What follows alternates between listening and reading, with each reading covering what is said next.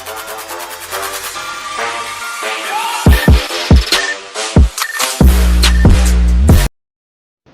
Students, welcome back to Infinix classes.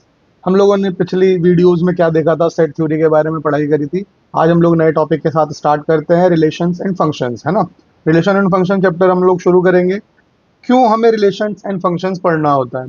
हाँ जी, day to day life में हमारे ये सब चीज़ें यूज होती है। जैसे आप लोगों ने सुने भी होंगे, बहुत सारे रिलेशंस हैं, एक दूसरे को कैसे कोई चीज़ रिलेट करती है, ये सब चीज़ें इसमें हम पढ़ते हैं। कोई चीज़ कैसे फंक्शनल होती है ना। तो मैथमेटिकली इन सब चीज़ों को कैसे देखा जाता है, हम लोग उसके बारे में करने जाने वाले हैं। ठीक है। मान लो फैमिली को एक ले लेते हैं, फैमिली रिलेशन की ही एक बात कर लेते हैं, एक बेसिक सी बात कर लेते हैं। जैसे मान लो कि राहुल एक फैमिली का मेंबर है ना। राहुल के फादर है राम, ठीक है। राम राहुल के फादर हैं, और राम की एक और बेटी भी है, ठीक है, जो कि राहुल की बहन है ना। Let's say her name is रोशनी, है ना। तो Ram is related to Rahul, Ram is related to Roshni, है ना। And Rahul and Roshni are also related to each other, है ना। इन लोगों के बीच में भी एक रिलेशन है। कौन सा रिलेशन है? भाई बहन का रिलेशन है ना। बहुत ही सिंपल चीज, लॉजिक, बहुत सिंपल लॉजिक है इसके पीछे। तो इन्हीं सबको मैथमेटिकली हम कैसे पढ़ेंगे, उसके बारे में हम लोग इस चैप्टर में डिस्कस करने वाले हैं। ठीक है। और इनके में क्या फंक्शनैलिटी लगेगी, ये सब चीजें हम इसमें डिस्कस करेंगे। तो हम लोग स्टार्ट करते हैं। सबसे पहले कार्टेशियन प्रोडक्ट ऑफ सेट्स के बारे में बात करते हैं। मान लेते हैं हम लोग कुछ दो सेट ले लेते हैं। अच्छा, सेट थ्योरी में हम लोगों ने सेट्स का रिलेशन, बिलोंग्स टू, सबसेट, ये सब क्या चीजें हैं, ये सब चीजें हम लोगों ने सेट थ्योरी में डिस्कस किया था। ठीक है। यहाँ पे हम लोग क्या करने जा रहे हैं, अब हम इनको फर्दर कैसे आगे बढ़ाया जा सकता है, कैसे कैसे ये कहाँ कहाँ पे ये चीजें ऑपरेट होंगी, मैथमेटिकली कैसे डिनोट होंगी, वो सब चीजें हम लोग यहाँ पे करने वाले हैं। ठीक है। मान लो एक सेट है ए, एक सेट है, उसमें क्या है, set of colours of shirt. ठीक है। मान लो ये है हमारे पास। बी क्या है? बी है मान लो alphabet written on the shirt, है ना। ठीक है। ये हमने एक ऐसी बेसिक एग्जांपल मानने की कोशिश करी। यानी इसको हमने कौन से फॉर्म में लिखा है, हम लोगों ने इसको सेट बिल्डर फॉर्म में लिख दिया। रोस्टर फॉर्म में अगर मैं लिखने की कोशिश करूँ कि मान लो ये set of colours of set लिख रखा, तो इसमें इनफाइनाइट एलिमेंट्स आ सकते हैं, लेकिन मैं उसको एक छोटे एलिमेंट्स में रखने की कोशिश करता हूँ। ठीक है। ए में मान लो मेरे पास रेड एंड पिंक कलर की एक शर्ट है। ठीक है। और जो नंबर्स है मेरे पास शर्ट के, वो नंबर है 1 3 5। तो बेटा क्या क्या पॉसिबिलिटी हो सकती है ना, वो चीजें हम लोगों को इसमें देखना है। क्या क्या पेयर्स बना सकते हैं, डिस्टिंक्ट पेयर्स बनेंगे अलग अलग। क्या बन सकता है? देखो, रेड वाला एक के साथ एक पेयर बना सकता है, रेड वाला 3 के साथ भी पेयर बना सकता है, रेड वाला 5 के साथ भी एक पेयर बना सकता है ना। और क्या हो सकता है बेटा? पिंक वाला एक के साथ पेयर बना सकता है, पिंक वाला 3 के साथ पेयर बना सकता है, और क्या कर सकता है पिंक वाला जी 5 के साथ भी अपना एक पेयर बना सकता है। ठीक है। ये सब अगर मैं किसी एक सेट में रख दूं, तो ये मेरा क्या होगा? ये मेरा एक कार्टेशियन प्रोडक्ट होगा। ठीक है। कार्टेशियन प्रोडक्ट होगा दोनों सेट्स का, है ना। जिसमें ये जो पहला एलिमेंट है, ये जो भी पहला एलिमेंट होगा, है ना, पेयर का, कौन से पेयर का? ऑर्डर्ड पेयर का। ऑर्डर्ड क्यों? देखो, ए है पहले, तो ए के सारे एलिमेंट्स पहले हैं। बी बाद में है, तो बी के सारे एलिमेंट्स देखो बाद में है। तो ये ऑर्डर्ड पेयर्स हो गए, एक ऑर्डर में रखे गए हैं। ठीक है। यही मेरा कार्टेशियन प्रोडक्ट है। अगर मैं इसकी डेफिनेशन की आपसे बात करता हूं, तो क्या लिख सकते हैं? चलो इसके डेफिनेशन हम लोग लिखते हैं यहाँ पे। Let's say given two non empty sets P and Q. ठीक है। सेट जो है ना, नॉन एम्प्टी होना चाहिए। ठीक है। नॉन एम्प्टी होगा तभी उसका कार्टेशियन प्रोडक्ट लिख सकते हैं। The Cartesian product P cross Q is the set of all ordered pairs of elements from P and Q. That is, इसको इस तरीके से लिखेंगे, P cross Q is set of ordered pairs, ठीक है, P comma Q such that P belongs to capital P and this small q belongs to the capital Q, है ना। यानी जो पहला एलिमेंट होगा वो पहले सेट का होगा, और दूसरा एलिमेंट जो होगा वो दूसरे सेट का होगा। अब आप ये कहोगे कि सर हमने ये जो क्रॉस है, एक तरह से मल्टीप्लिकेशन वाली यहाँ पे हम बात कर रहे हैं, तो सर आप जैसे हम लोग कहते हैं ना, मल्टीप्लिकेशन इज कम्यूटेटिव, तो जैसे हम लिख देते हैं कि क्या ए बी और बी ए बराबर होता है, तो क्या यहाँ पे भी ऐसा होगा अभी हम लोग इसको आगे करेंगे, क्वेश्चंस भी आएंगे और वहां पे हमें ये सब चीजें क्लियर होती चली जाएंगी। ठीक है, चलो हम आगे बढ़ते हैं। आगे इसके कुछ रिमार्क्स हैं, कुछ प्रॉपर्टीज हैं जिसको आपको समझना होगा। ठीक है, अब जैसे हम लोगों ने बात करी इसकी ए क्रॉस बी, क्या बी क्रॉस ए के इक्वल होगा कि नहीं, एग्जांपल से हम लोग समझ लेंगे। अभी अभी हम बात करते हैं कि क्या दो ऑर्डर्ड पेयर्स इक्वल होंगे या नहीं होंगे। तो बेटा लिखते हैं इसके बारे में हम लोग। तो ये हमारे पास पहला रिमार्क क्या है कि two ordered pairs are equal if and only if, दो ऑर्डर्ड पेयर इक्वल हो सकते हैं कब, if and only if the corresponding first element are equal and the second elements are also equal. जैसे कि मैं बात करूं कि मान लो दो ऑर्डर्ड पेयर दिए हैं, जैसे कि ये A1 और ये B1 और दूसरा दिया है जी A2 और B2। अगर ये दोनों तभी इक्वल हो सकते हैं if and only if A1 is equal to A2 and B1 is equal to B2। ये तभी पॉसिबल है जब पहला एलिमेंट पहले एलिमेंट के इक्वल हो जाए और दूसरा एलिमेंट दूसरे एलिमेंट के इक्वल हो जाए। ठीक है, दूसरा रिमार्क है हमारे पास, इफ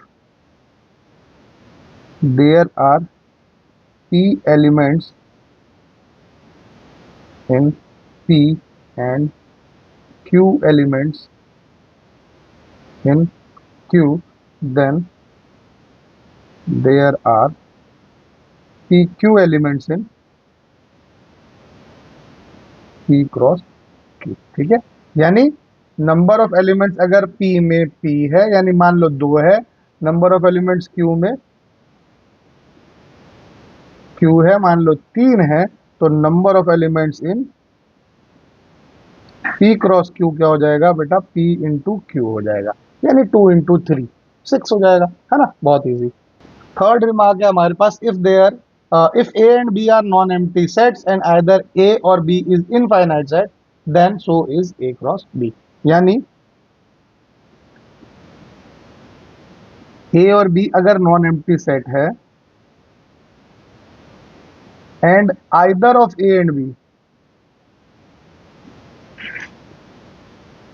इज इनफाइनाइट, यानी कोई भी इनमें से एक इनफाइनाइट सेट हो जाए, यानी जिसके नंबर ऑफ एलिमेंट्स, जैसे आप कह दो कि ए एक सेट है जो कि नेचुरल नंबर है ना, मान लो नेचुरल नंबर्स का एक सेट हो गया, तो वो तो इनफाइनाइट सेट हो जाएगा क्योंकि लिमिट थोड़ी है उसकी, लोअर लिमिट तो है लेकिन अपर लिमिट नहीं है ना, तो वो एक इनफाइनाइट सेट हो जाएगा। तो उस केस में ए क्रॉस बी अगर मैं निकालूंगा तो वो भी इनफाइनाइट ही होगा, है ना, ए हो चाहे बी हो, कोई सा भी अगर एक भी सेट इनफाइनाइट हो जाए तो उनका प्रोडक्ट जो होगा वो इनफाइनाइट ही होगा।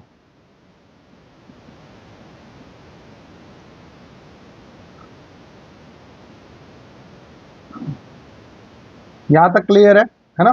चलो लास्ट इसका हमारे पास क्या कहता है रिमार्क, ये फोर्थ रिमार्क कहता है कि ए क्रॉस ए, मतलब एक ही एलिमेंट को अगर मैं 3 बार मल्टीप्लाई कर दूं तो ए बी सी करके जो आएगा, यानी ए और बी और सी तीनों जो वो एलिमेंट्स होंगे ना वो एक ही सेट ए सेट के ही होंगे ना, तो वो जो ए बी सी होंगे ना उनको हम ऑर्डर्ड ट्रिपलेट भी कहते हैं। क्या कहते हैं उनको हम, ऑर्डर्ड ट्रिपलेट, यानी A cross A will be equal to A B C such that A B C belongs to A, here A B C are called, इसको हम लोग क्या कह देते हैं, ऑर्डर्ड ट्रिपलेट, है ना, ये ऑर्डर्ड ट्रिपलेट है। ठीक है, तीनों के तीनों एलिमेंट जो है वो एक ही सेट में बिलोंग करते हैं। ठीक है, आई होप यहाँ तक सब कुछ क्लियर होगा। चलिए हम लोग आते हैं, कुछ एग्जांपल्स देखते हैं, फिर एक्सरसाइज के क्वेश्चंस देखेंगे। ठीक है, पहला एग्जांपल पे आते हैं हम लोग। सबसे पहला एग्जांपल हमारा क्या बोल रहा है, यस इफ, पहला एग्जांपल कहता है कि if x plus 1 comma y minus 2 is 3 1 then find the values of x and y। हम लोगों ने अभी रिमार्क में डिस्कस किया था कि दो ऑर्डर्ड पेयर तभी इक्वल हो सकते हैं जब पहला एलिमेंट पहले एलिमेंट के बराबर हो और दूसरा दूसरे के, यानी x plus 1 is equal to 3 and y minus 2 is equal to 1, यानी x क्या हो जाएगा जी 3 माइनस 1 और यहाँ से y क्या हो जाएगा जी 1 प्लस 2, यानी x हो जाएगा तुम्हारा 2 और y हो जाएगा तुम्हारा 3। क्लियर, बहुत सिंपल क्वेश्चन था, है ना। ठीक है, इतना कोई वो है नहीं इस चैप्टर में। ठीक है, हम लोगों को इसी तरह के क्वेश्चंस मिलेंगे, थोड़ा सा कहीं पे हो सकता है आपको खुद से डिराइव कुछ करना पड़ जाए, तो वो कोई इतना बड़ा मैटर नहीं होगा, आराम से हम लोग इस चैप्टर को कर लेंगे। ठीक है, ये टॉपिक भी बहुत इतना कोई वो टफ नहीं है, लेकिन हाँ इस टॉपिक का यूज बहुत है। ट्रिग्नोमेट्री पढ़ोगे आगे, कुछ भी पढ़ोगे ना, उसमें फंक्शन बहुत यूज होता है, क्योंकि अभी आपके पास रेंज, डोमेन, कोडोमेन, ये सब चीजें आएंगी, वो सब ट्रिग्नोमेट्री में तो बहुत ज्यादा यूज होगा। ठीक है। चलो अगला क्वेश्चन कह रहा है कि if P is equal to ABC and Q is equal to R, you have to form the sets P cross Q and Q cross P। और ये भी बताना है कि क्या ये दोनों इक्वल है। आगे वही वाली बात कि क्या कार्टेशियन प्रोडक्ट इक्वल होगा कि नहीं। चलिए अभी चेक कर लेते हैं यहाँ से हम। देखो, हम ना, हमारे पास बहुत बढ़िया एक वो मेथड भी होता है, हम इस मेथड से भी इसको कर सकते हैं। जैसे मान लो P में कौन कौन से हैं जी, A B C, ये हो गया जी Q, Q में क्या है जी, सिर्फ और सिर्फ R, और फिर एक और हम यहाँ बनाएंगे ना Q क्रॉस P के लिए, तो बनाते हैं पहले P क्रॉस Q बना लेते हैं। तो P क्रॉस Q क्या हो सकता है, A का R के साथ रिलेशन यानी A कॉमा R, B का R के साथ रिलेशन यानी B कॉमा R, C का R के साथ रिलेशन यानी C कॉमा R। ये हो सकता है जी P क्रॉस Q, है ना। कितना आसान तरीके से हम लोगों ने इसको देख लिया। अच्छा, मैं Q क्रॉस P निकालने की कोशिश करूँ तो Q में है R, P में है A B C। तो Q क्रॉस P की अगर मैं बात करूं, तो देखो R का A के साथ रिलेशन, R का B के साथ रिलेशन, और R का C के साथ रिलेशन। ठीक है, यही होगा ना Q क्रॉस P। तो क्या P क्रॉस Q और Q क्रॉस R इक्वल है? तो बेटा ऑर्डर्ड पेयर्स की अगर मैं बात करूं, तो ऑर्डर्ड पेयर इक्वल होने चाहिए। ठीक है, दो सेट का क्रॉस प्रोडक्ट तभी इक्वल होगा जब उनके ऑर्डर्ड पेयर्स इक्वल होंगे। तो ए आर और आर ए को अगर मैं कंपेयर करता हूं, तो क्या ए आर के बराबर है या फिर आर ए के बराबर है? ऐसा कहीं गिवन तो है नहीं, है ना। ऐसा कहीं पे भी गिवन नहीं है। तो हम इसमें बड़े अच्छे से कंक्लूसिव स्टेटमेंट लिख देंगे, since the ordered pairs of Cartesian product are not equal,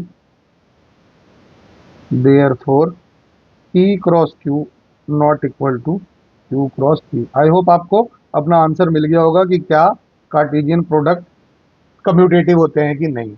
ऐसा नहीं होता हर केस में। ठीक है, वो तभी हो सकते हैं जब आपके ऑर्डर्ड पेयर्स इक्वल हो जाएं। ठीक, अगले क्वेश्चन की ओर चलते हैं हम लोग। बढ़िया क्वेश्चन है, इसमें इंटरसेक्शन, यूनियन सब कुछ लग जा रहा है हमारा, है ना। चलिए, कह रहा है कि ए एक सेट है जिसका एलिमेंट है 1 2 3, बी है जिसका 3 4, एंड सी है जिसका 4 5 एंड 6 है। आपको निकालनी है कुछ वैल्यूज। तो स्टार्ट करते हैं सीक्वेंशियल ऑर्डर में। सबसे पहले हम निकालेंगे किसकी वैल्यू, जो सबसे पहले पूछा है ना, ए क्रॉस बी इंटरसेक्शन सी, ये निकालना है हमें। तो उसके लिए मुझे चाहिए बी इंटरसेक्शन सी। तो बी इंटरसेक्शन सी क्या होगा बेटा, बी और सी में कॉमन देखो क्या हो रहा है, 3 4 है बी में, सी में है 4 5 6। तो इन दोनों में कॉमन हो रहा है सिर्फ और सिर्फ 4। तो ए क्रॉस बी इंटरसेक्शन सी अगर मैं निकालूंगा, तो ए में है 1 2 3, 1 2 3 क्रॉस 4, है ना। तो करो इसका रिलेशन, तो क्या हो सकता है जी, 1 4 2 4 और 3 4, यही बनेगा। ठीक है, चलिए, ये हो गया आपका A intersection B, sorry A inter cross B intersection C. अब अगला देखते हैं जी।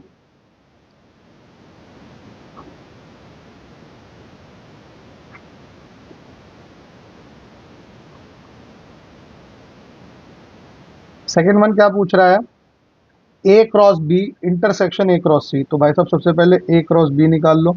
ए क्रॉस बी आपका क्या आएगा जी, ए में है 1 2 3, बी में है 3 4। तो बहुत थोड़ा सा बड़ा आ जाएगा जी, 1 3 1 4 2 3 2 4 3 3 3 4, ये ए क्रॉस बी के एलिमेंट हो गए। अब ए क्रॉस सी निकालो। ए क्रॉस सी अगर मैं निकालूंगा तो 1 4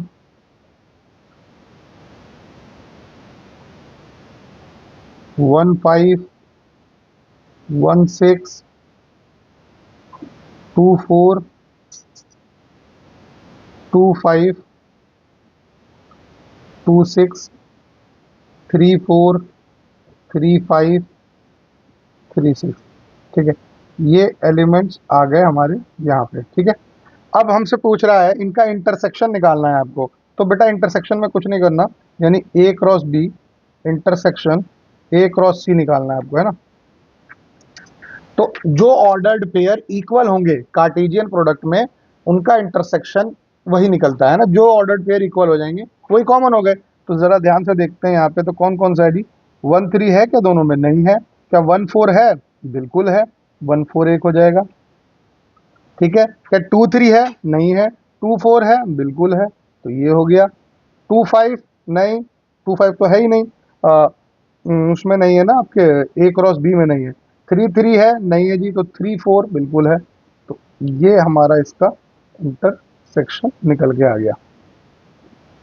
ठीक है, ये हो गया हमारे पास A cross B intersection A cross C. ठीक, फिर हमसे क्या पूछा गया है जी? हमसे पूछा है ए क्रॉस बी यूनियन सी। तो बी यूनियन सी अगर मैं निकालूं, तो बी यूनियन सी निकालो जरा। तो क्या आएगा जी? 3 4 और 4 5 6 है, तो आएगा बेटा 3 4 5 6। ठीक है, अब ये यूनियन इंटरसेक्शन हम लोगों ने सेट थ्योरी में अच्छे से कर रखा है। ठीक है, लिंक डिस्क्रिप्शन में मिल जाएगा, वहां जाके आप लोग इसको समझ लेना। ठीक है, ए क्रॉस बी यूनियन सी बराबर क्या हो गया? तो जी 1 3 1 4 1 5 1 6। ठीक है, 2 3 2 4 2 5 2 6 3 3 3 4 3 5 3 6। ये हमेशा ध्यान देना कि फर्स्ट एलिमेंट जो हो रहा है, जो ऑर्डर्ड पेयर का पहला एलिमेंट हो रहा है, वो ए सेट का है, और जो दूसरा हो रहा है वो बी यूनियन सी सेट का है। ठीक है, ये चीज गड़बड़ नहीं होनी चाहिए कभी भी। ठीक, ये हमारा इसका थर्ड पार्ट हो गया। फोर्थ पार्ट क्या पूछ रहा है जी हमसे? फोर्थ पार्ट पूछ रहा है कि A cross B union A cross C. तो ए क्रॉस बी और ए क्रॉस सी हम लोगों ने यहाँ पे निकाला था, ये वाला और ये वाला। तो इसी का रेफरेंस लेके हम लोग इसको सॉल्व करने की कोशिश करते हैं। तो A cross B union A cross C. तो पहले तो जो भी कॉमन आता है उसको लिख लेते हैं हम लोग, है ना। तो और फिर क्या करते हैं, यूनियन में जो कॉमन आता है उसको लिख लेते हैं, फिर जो बचे हुए सेट्स होते हैं उसको भी, सॉरी, जो बचे हुए एलिमेंट्स होते हैं उसको भी हम उस सेट में लिख देते हैं। ठीक है, यही करना होता है। तो ए क्रॉस बी के देखो ना, ए क्रॉस बी में कम एलिमेंट्स हैं, तो ऑब्वियसली सारे आ जाएंगे वो। तो 1 3 आएगा ही आएगा, 1 4 आएगा ही आएगा, फिर 1 5 भी आएगा जी सेट, सेकेंड सेट में से देखो तो। फिर 1 6 भी आएगा। उसी तरीके से 2 3 आएगा, 2 4 आएगा, 2 5 आएगा, एंड 2 6 आएगा। फिर 3 आ रहा है जी, 3 4 आ रहा है जी, 3 5 आ रहा है जी, एंड 3 6 आ रहा है जी। ठीक है, तो ये होंगे हमारे कार्टेशियन प्रोडक्ट, है ना। अब एक चीज यहाँ पर नोटिस करने वाली चीज है, देखो A cross B union C और A cross B union A cross C, ये दोनों सेट के एलिमेंट्स देखो सेम नहीं दिख रहे। इन दोनों सेट्स के एलिमेंट सेम हो रहे हैं, है ना। तो एक यहाँ से आप प्रॉपर्टी भी निकाल सकते हो। क्या प्रॉपर्टी बन सकती है जी? कि A cross B union C जो होगा वो A cross B union A cross C होगा। ठीक है, देखो एक प्रॉपर्टी आप लोगों ने यहाँ से बना ली। ठीक, चलिए आगे बढ़ते हैं हम लोग अगले क्वेश्चन पे। ठीक, अब कह रहा है कि अगर P एक सेट है जिसका एलिमेंट है 1 2, you have to form the set P cross P cross P। हमने बताया ऑर्डर्ड ट्रिपलेट निकलेंगे अब हमारे, है ना। तो बनाते हैं जरा इसको।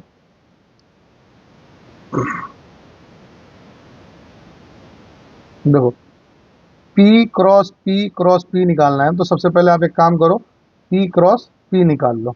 तो जरा उसको निकालेंगे तो क्या होगा जी, 1 1 होगा, 1 2 होगा, 2 1 होगा और 2 2 होगा, है ना, यही होगा। अगर मैं इस फॉर्म से भी निकालूं तो 1 2 1 2, तो 1 1 होगा, 1 2 होगा, ठीक है, 2 1 होगा और 2 2 होगा, ये चीज लिखिए, ठीक है। अब P क्रॉस P क्या होगा, तो बेटा वो होगा 1 1 1, फिर 1 1 1 2, 1 2 1, 1 2 2, फिर 2 के साथ करेंगे तो 2 1 1, 2 1 2, 2 2 1, 2 2, ये होंगे हमारे P क्रॉस P। ठीक है, ध्यान से देखो, जो पहला एलिमेंट है वो P का है, और जो बाकी जो दो एलिमेंट्स हैं ऑर्डर्ड पेयर के, वो P क्रॉस P के हैं, ठीक है। और अगर और ध्यान से देखोगे तो P, पहला एलिमेंट भी P का ही है, दूसरा एलिमेंट भी P का ही है, तीसरा एलिमेंट भी ऑर्डर्ड पेयर का P का ही एक एलिमेंट है, ठीक है, सही है। चलिए, अगला क्वेश्चन कहता है कि अगर R एक सेट है सारे रियल नंबर्स का, तो what do the Cartesian products R cross R represent and R cross R represent. यानी अगर कार्टेशियन प्रोडक्ट निकालूं मैं R का, R के साथ इटसेल्फ, तो वो क्या रिप्रेजेंट करेगा, और अगर R का R के साथ निकालूं, फिर एक और बार R के साथ निकाल दूं, तो वो क्या रिप्रेजेंट करेगा, ठीक है। तो जरा देखते हैं।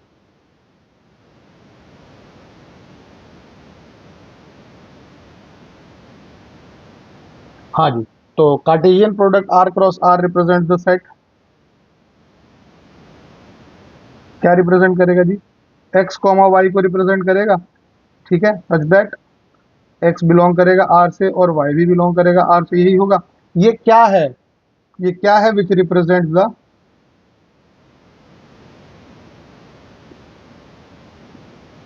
कोऑर्डिनेट ही तो रिप्रेजेंट कर रहा है ना, ऐसे तो कोऑर्डिनेट्स भी लिखते हो, किस चीज के कोऑर्डिनेट्स हैं, of all points of 2 dimensional, 2D के ही तो सारे हैं, 2 डायमेंशनल स्पेस, है ना, 2D के ही तो सारे कोऑर्डिनेट्स को रिप्रेजेंट कर रहा है एक्स और वाई एक्सिस पे, है ना। अब हम 3 पे आ जाते हैं जी। अब R क्रॉस R क्या हो रहा है जी, ये होगा बेटा X comma Y comma Z, such that X भी आर में है, वाई भी आर में है और जेड भी आपका आर में है, विच represents the coordinates of all points of 3 dimensional space. ये 3 डायमेंशनल स्पेस की बात करेगा। अच्छा, 2 डायमेंशनल स्पेस और 3 डायमेंशनल स्पेस में अंतर, अंतर क्या आ जाता है, एक हाइट का अंतर आ जाता है, एक थिकनेस का अंतर आ जाता है ना, यही चीज का अंतर हमारे पास यहाँ आ जाएगा, थर्ड कोऑर्डिनेट जो हो जाएगी हमारे पास, वो यही चीज को एक एक्स्ट्रा लेके आ जाएगी, वरना लेंथ और विड्थ तो सब में होगा, ठीक है। 3D में क्या आ जाता है, एक उसकी थिकनेस आ सकती है या फिर उसको एक हाइट भी हम लोग कह सकते हैं, ठीक। चलिए, यहाँ तक क्लियर है, एग्जाम्पल्स वगैरह। चलो हम एक्सरसाइज के क्वेश्चन पे आते हैं। अच्छा, एक और एग्जाम्पल अभी रह रहा है, if A cross B is PQ, PR, MQ, MR, find A the value of A and B। क्या आसान क्वेश्चन है भाई, आप लोगों ने मेरे बताने से पहले आई थिंक इस क्वेश्चन को सॉल्व कर लिया होगा आप तो, है ना। ए सेट में क्या होता है, सेट ऑफ फर्स्ट एलिमेंट्स होता है ना, ए क्रॉस बी दिया हुआ है, तो पहले एलिमेंट्स का सेट अगर मैं निकालूं, तो जी पहला एलिमेंट है P और M, P कॉमा M हो जाएगा। B क्या होगा बेटा, सेट ऑफ सेकेंड एलिमेंट्स, तो बड़ा आसान है जी, क्या क्या बच गया जी, क्यू और आर, क्यू आर, ये हमारे पास ए और बी सेट फॉर्मुलेट हो गए, क्लियर। चलिए, एक्सरसाइज का पहला question, if X plus three, sorry X divided by 3 + 1 and Y minus 2/3 is equals to 5/3, 1/3, you have to find the value of X and Y. Again वही चीज, हम लोगों ने बात करी थी जिसके बारे में कि अगर ऑर्डर्ड पेयर इक्वल हैं तो फर्स्ट एलिमेंट फर्स्ट के इक्वल हो जाएगा और सेकंड एलिमेंट जो है वो सेकंड के इक्वल हो जाएगा। यानी x/3 is equal to 5/3 minus 1 और y is equal to 1/3 plus 2/3। यानी x/3 इज इक्वल टू कितना आ गया, एलसीएम लेंगे तो ये 5 minus 3/3 and y is equal to आ गया जी 3/3। तो 5 माइनस 3/3 हो गया 2/3 और ये 3 इधर जाके मल्टीप्लाई हो जाएगा और 3/3 हो गया जी 1। यानी x हो गया तुम्हारा, इस 3 से 3 कटा 2 और y हो गया जी तुम्हारा 1। सिंपल क्वेश्चन, इजंट इट, है ना। तो आप जब इस कॉन्सेप्ट को आप लोग समझ जाएंगे तो सारे क्वेश्चन हमें सिंपल लगने वाले हैं। अगले क्वेश्चन पे चलते हैं। If the set A has 3 elements and set B is equal to 3, 4, 5, then the number of elements in A cross B। ये भी हम लोगों ने डिस्कस अभी पीछे किया था। कह रहा है कि number of elements in set ए कितने हैं जी 3। अब आप यहां से ध्यान से देखो तो number of elements in set B कितने दिख रहे हैं जी, यस 3 ही तो है ना। तो आपसे पूछा है कि number of elements in A cross B क्या होगा, तो हम लोगों ने डिस्कस किया था ना, क्या डिस्कस किया था जी कि if N P is P and N Q is Q then N P cross Q क्या होता था जी, पी इंटू क्यू। यही करा था ना डिस्कस। तो भाई साहब वही चीज तो यहाँ अप्लाई हो जाएगी। तो आपको पूछा क्या है, एन ए क्रॉस बी, तो होंगे बेटा 3 × 3 यानी 9। Therefore the number of elements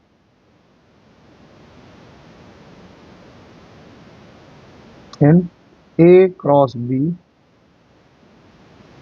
is 9। कितने होंगे जी, 9 एलिमेंट्स होंगे। कह रहा है अगला question, if g is equal to this and h is equal to 5, 4, 2 find g cross h and h cross g। कोई बात नहीं जी, निकाल लेते हैं। एक तरफ निकाल लेते हैं g क्रॉस h, एक तरफ निकाल लेंगे जी h क्रॉस g। तो g क्रॉस h निकालेंगे अगर हम, डायग्राम बना के करें, मजा आता है डायग्राम बना के करने में, है ना, आसान हो जाता है इससे। वैसे भी आप करो तो डायरेक्ट भी इसको कर सकते हो, ठीक है, ये जरूरी नहीं है आप इस डायग्राम से करोगे, लेकिन ये थोड़ा सा आपके लिए आसान पड़ेगा। 7, 8, ठीक है, 5, 4, 2 यही है। तो 7 5 के साथ, 7 4 के साथ, 7 2 के साथ, तो निकालेंगे जरा इसको, तो हो जाएगा जी 7 5 7 4 7 2, ठीक है।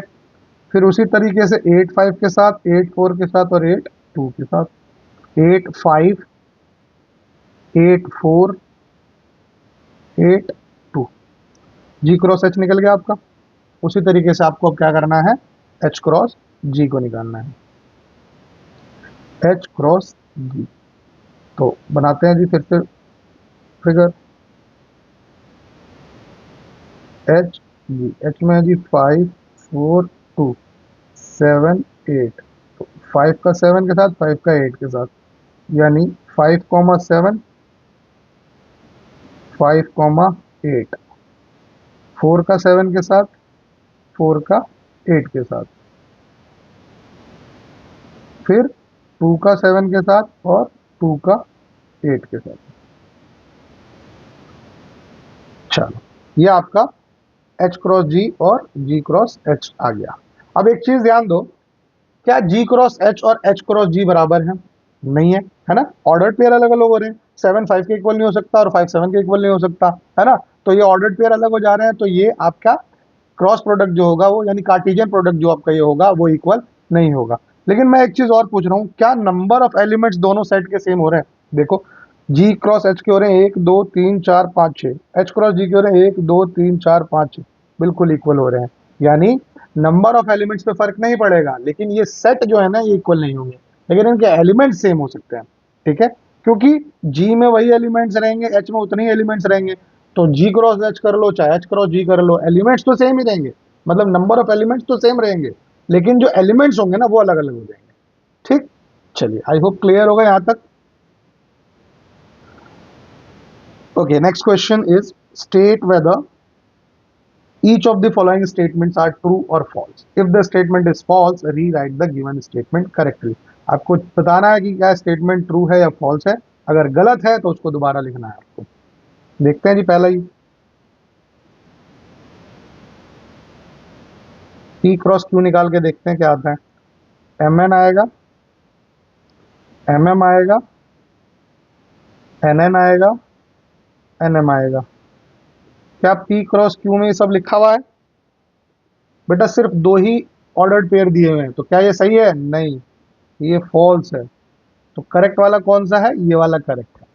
ठीक है, कह रहा है कि if A and B are non empty sets then A cross B is a non empty set of ordered pair X Y such that X belongs to A and Y belongs to B. अगर A और B दो non empty set हैं और A cross B जो होगा वो भी non empty होगा, तो ऑब्वियस है जब ए में कुछ एलिमेंट है, बी में कुछ एलिमेंट है, तो इनके प्रोडक्ट में भी तो कुछ एलिमेंट्स होंगे ही। ठीक है, तो बात तो सही कह रहा है। सच दैट जो पहला एलिमेंट है वो पहले सेट में है, जो दूसरा एलिमेंट है वो दूसरे सेट में है। तो जी डेफिनेशन याद आ गई आपको ए क्रॉस बी की? यही तो थी। वहां ए बी लिखा था, यहाँ एक्स वाई लिखा है, और क्या बात है? यही तो है। तो ये आपका ट्रू है ना, ये सही है। ठीक, तीसरा कह रहा है कि if A is this B is this then A cross B intersection five is five. तो बी इंटरसेक्शन फाइव में कॉमन क्या आ रहा है जी? बी इंटरसेक्शन फाइव में आपका कॉमन आ रहा है फाइव, यानी आपको निकालना है क्या? ए क्रॉस फाइव। तो ए क्रॉस फाइव क्या निकालोगे जी? ए क्रॉस फाइव निकाल सकते हो? यस।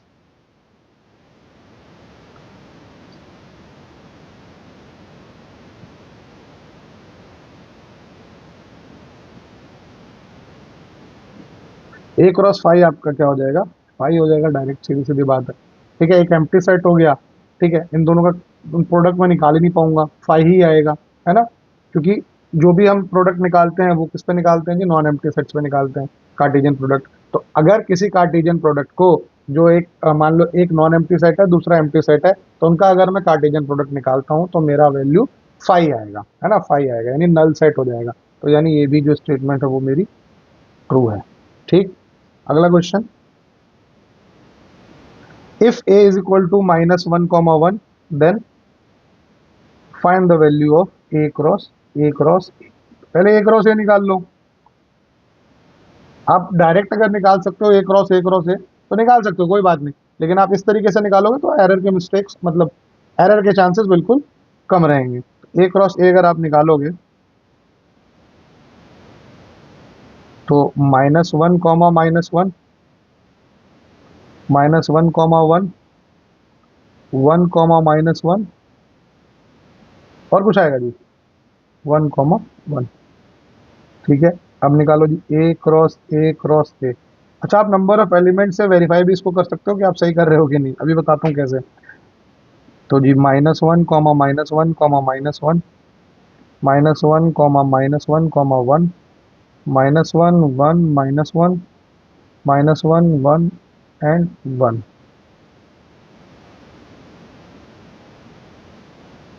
और क्या है जी? फिर अब वन से करके देख लो, one minus one minus one, one minus one one, one one minus one, one one one. कैसे नंबर ऑफ एलिमेंट्स आप चेक कर सकते हो? ये तो आपका निकल गया ए क्रॉस ए की वैल्यू। देखो, number of elements in A कितना है जी? Minus oh sorry two. तो number of elements in A cross A कितना आना चाहिए? Two into two into two, कितना हो गया जी? एट। देखो, एक दो तीन चार पाँच छः सात आठ, आठ एलिमेंट्स है ना? सही करा है आपने इस क्वेश्चन को। ओके, नेक्स्ट क्वेश्चन, अगर ए क्रॉस बी सेट दिया हुआ है, ये आपको ए और बी की वैल्यू निकालनी है, तो यस ए क्या होगा? सेट ऑफ फर्स्ट एलिमेंट्स, यानी ए कॉमा बी, और बी क्या होगा जी? Set of second element. क्या है जी वो? X comma Y. That simple. आगे बढ़ते हैं हम लोग। अगले क्वेश्चन, अगला क्वेश्चन कह रहा है कि ए एक सेट है जिसका एलिमेंट है 1 2, बी है जिसका एलिमेंट है 1 2 3 4, सी है जिसका एलिमेंट है 5 6 एंड डी है जिसका एलिमेंट है 5 6 7 8। We have to verify that A cross B intersection C is equal to A cross B intersection A cross C. ठीक है, और क्या करना है जी, और हमें वेरीफाई करना है सेकंड पार्ट में क्या करना है, A cross C is a subset of B cross D. चलिए करते हैं ज़रा फटाफट से। हम लोग क्या निकालेंगे, बी इंटरसेक्शन सी निकाल लेते हैं, फिर ए क्रॉस बी और ए क्रॉस सी का इंटरसेक्शन निकालेंगे। ठीक है,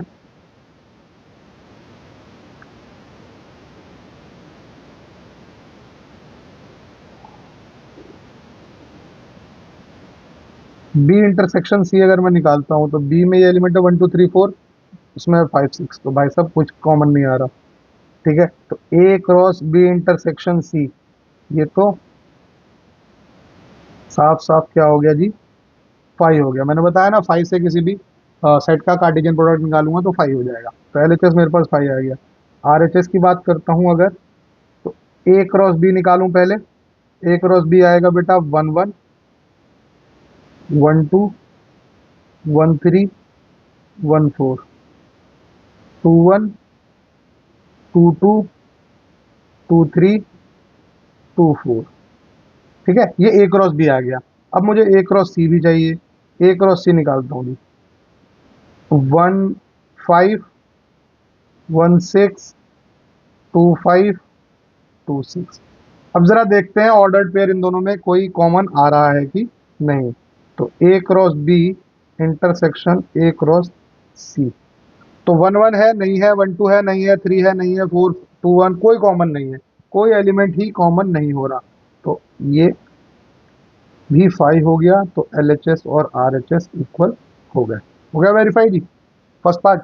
सेकंड आते हैं, A cross C is a subset of B cross B.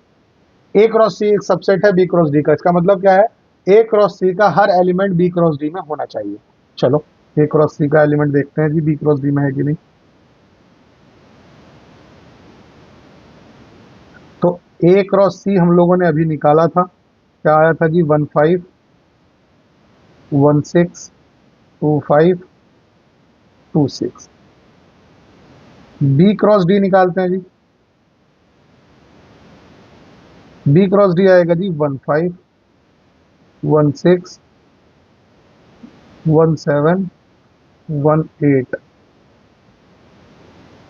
2 5 2 6 2 7 2 8, 3 5 3 6 3 7 3 8, फिर 4 5 4 6 4 7 एंड 4 8।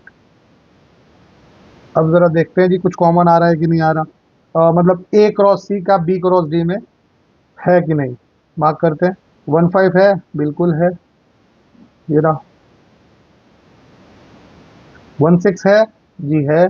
2 5 है जी, बिल्कुल है। 2 6 है तो जी बिल्कुल है। तो यानी ए क्रॉस सी का हर एलिमेंट बी क्रॉस डी में एग्जिस्ट करता है, विच इंप्लाइज दैट, थोड़ा सा लिख देते हैं, since each element of, element या ऑर्डर्ड पेयर वही एलिमेंट ही है उसके, A cross C are in B cross D implies that A cross C is a subset of B cross D। I hope अच्छे से समझ में ये आया होगा। ठीक, चलिए नेक्स्ट क्वेश्चन इज,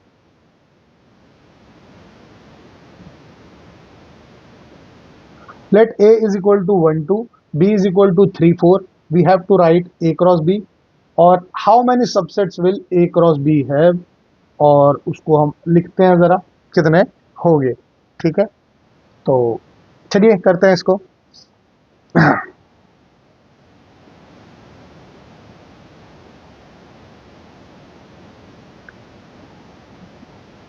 तो सबसे पहले हम लोग क्या करते हैं, ए क्रॉस बी निकालने की कोशिश करते हैं। ए दिया हुआ है जी हमारे पास 1 2, बी दिया है जी हमारे पास 3 4। तो ए क्रॉस बी क्या हो जाएगा जी,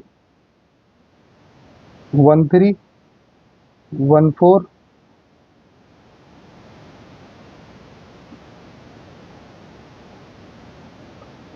ठीक है, 2 3 और 2 4, ये मेरे पास ए क्रॉस बी आ जाएगा। ठीक है, अच्छा ए क्रॉस बी निकल गया। अब मुझे क्या चाहिए कि कितने सबसेट्स हो सकते हैं ए क्रॉस बी के, और उनको जो है लिखना भी है। तो भाई साहब चलिए, बहुत बढ़िया सवाल है। तो क्या हो सकता है जी? तो number of elements in A cross B निकालो पहले। Number of elements in A cross B कितना है? 4 है। तो कितने सबसेट्स हुआ करते थे? जितने एलिमेंट्स होंगे, मतलब किसी एक सेट में जितने भी एलिमेंट्स होते थे, 2 की पावर उतना रख देते थे, उतने उसके सबसेट हो सकते थे। जैसे मान लो कि number of elements in set P अगर एम है, ठीक है, तो सबसेट कितने हो सकते थे? 2 की पावर एम। ठीक, तो यानी वी नो दैट, लिख देते हैं इसको भी ताकि तुम्हें आसानी रहेगा। If C is a set with MC is equal to M, then number of PC will be 2 to the power, यानी उसके कितने सबसेट हो सकते हैं? पावर सेट है ना, ठीक है, 2 to the power M होते थे। Therefore A cross B will have 2 की power 4 subsets, which is 2 to the 4 to the 8 to the 16 subsets. कौन कौन से होंगे जी? लिखते हैं, विच आर। सबसे पहले तो भाई साहब 5 होगा, ये तो सबका सबसेट होता है ना, 5 आराम से बैठा होता है जी, सबका सबसेट होगा। 5 होगा, फिर क्या होगा जी? 1 3 होगा, सारे एलिमेंट्स अलग अलग लिख दो। 1 4 होगा, 2 3 होगा, 2 4 होगा।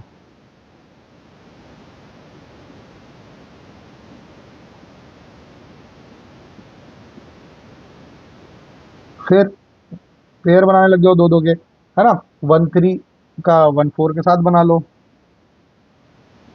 1 3 1 4,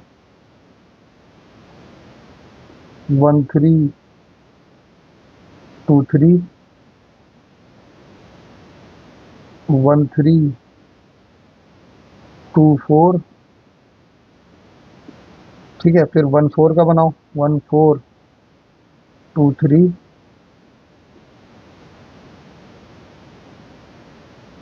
1 4 2 4, फिर 2 3 का बनेगा जी, 2 3 2 4,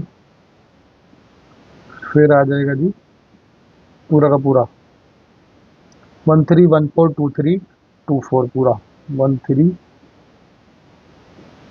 1 4 2 3 2 4। काउंट कर लो जी, 1 2 3 4 5 6 7 8 9 10 11 12, पूरे नहीं बने ना।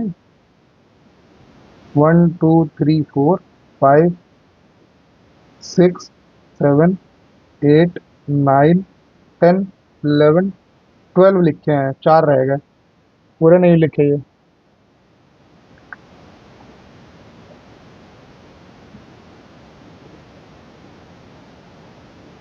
अच्छा हाँ, ये 4 ये भी तो छूट रहे हैं अभी। 1 3 1 4 2 3,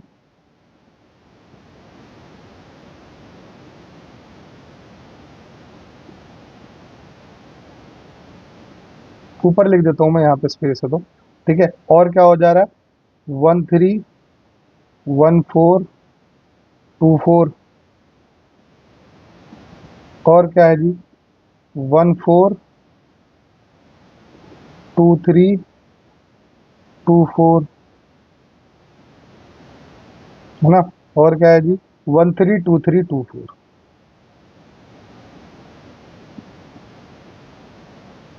ये सारे इसके सबसेट्स होंगे। 16 है, इनको काउंट करके आप देख लेना, ठीक है। चलिए अगले क्वेश्चन पे चलते हैं। Next question is A and B two sets है such that number of elements in A 3, number of elements in B 2। If x1 y2 z1 are in A cross B, find A and B where X Y Z are distinct elements. तो क्या दिक्कत है जी? Number of elements in A दिए हुए हैं, number of elements in B दिए हुए हैं, सेट ऑफ एलिमेंट्स ये होंगे एक्स वाई जेड। चलो बहुत ईजी है।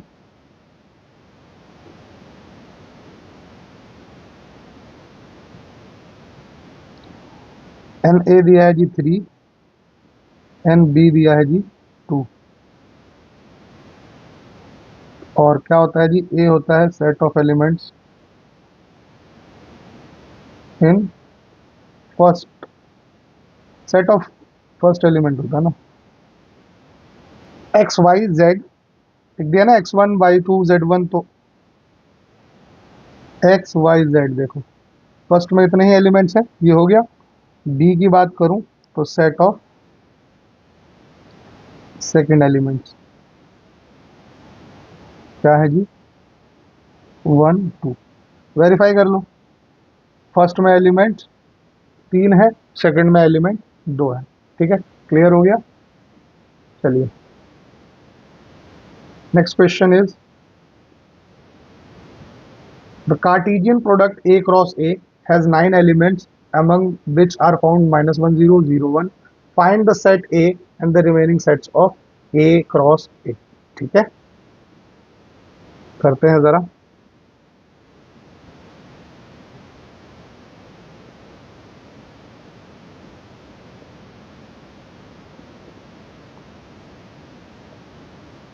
क्या दिया हुआ है जी, एन ए दिया, हमें ये चीज पता है कि एन ए अगर पी है, you know that N A अगर पी है एंड बी अगर क्यू है, तो N A cross B P Q होता है। तो ये तो ठीक है, तो हमें यहाँ पे क्या गिवन है,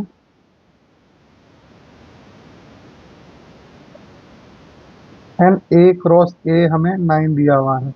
तो इससे क्या साबित होगा कि एन ए होगा 3, 3 एलिमेंट्स होंगे जी। ठीक है, एन ए क्रॉस ए, तो एन ए हमारे पास 3 होगा। ठीक है, तो ये हमें क्या गिवन है, ordered pairs -1 0 and 0 1 are the elements out of 9 elements of A cross A हमारे पास गिवन है। तो हमें पता है कि A क्रॉस A क्या होगा जी, A क्रॉस A क्या होगा, A comma A such that A belongs to A, और दूसरा वाला A भी A का ही पार्ट होगा। Therefore -1 0 1 ये तीनों के तीनों क्या हो जाएंगे, एलिमेंट्स हो जाएंगे A के, क्योंकि A में 3 एलिमेंट आने हैं, और -1 0 और यहाँ पे 1, ये 3 डिस्टिंक्ट एलिमेंट्स यहाँ पे मुझे ऑलरेडी दिख रहे हैं। तो मुझे क्या करना है, रिमेनिंग सेट्स निकालना है, सॉरी सॉरी रिमेनिंग एलिमेंट्स निकालने हैं सेट ए क्रॉस ए के। Therefore remaining elements of set A cross A R क्या होंगे जी, हाँ जी, -1 0 है ही यहाँ पे, 0 1 है, तो क्या होगा, एक होगा -1 1, है ना, 0 1 तो है,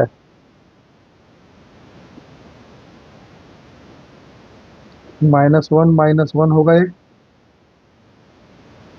-1 0 है, -1 1 लिख दिए, फिर आएगा जी 0 1 है, 0 0 होगा, 0 -1 होगा। ठीक है, और क्या होगा जी, 1 1 होगा, और 1 0 होगा, यही बच रहा है ना। -1 रह गया, और -1 1 रह गया था। ठीक है, 0 -1 रह गया था, 0 0 रह गया था, -1 -1 रह गया था, और क्या रह गया था जी, 1 1 रह गया था, और 1 0 रह गया था, है ना। एक मेरा यहाँ पे 1 -1 रह गया था, ये मेरा सॉल्यूशन होगा, है ना। आई होप यहाँ तक सबको समझ में आया होगा, है ना। खत्म करते हैं आज की क्लास को हम लोग यहीं पे, मिलते हैं अगली क्लास में। ठीक है, वीडियो अच्छी लगी हो तो प्लीज़ लाइक करना, वीडियो को शेयर करना, कमेंट करना, कोई भी डाउट हो हम डाउट को डिस्कस करेंगे। मिलते हैं अगली क्लास में, till then bye bye, have a good day, God bless you all.